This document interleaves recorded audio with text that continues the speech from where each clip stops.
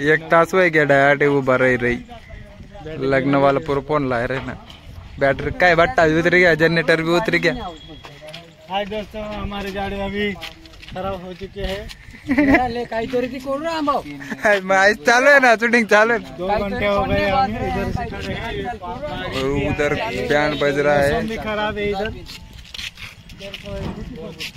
अभी बहुत बुरी हालत हो चुकी है। हमें हम जाने जा रहे हैं हम अभी।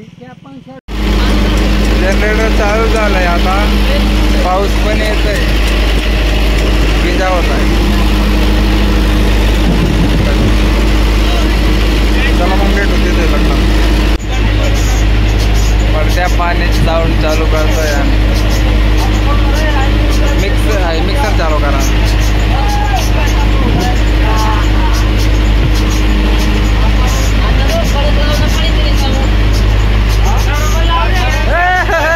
हमारी गाड़ी चालू हो गई है।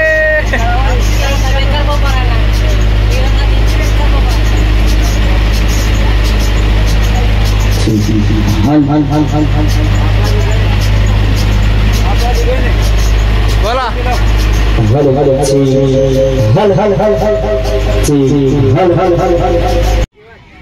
पाणीमुळे कॅन्सल झालं लग्न बघून घ्या।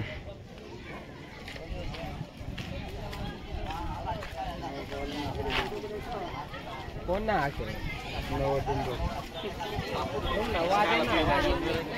आला दगरे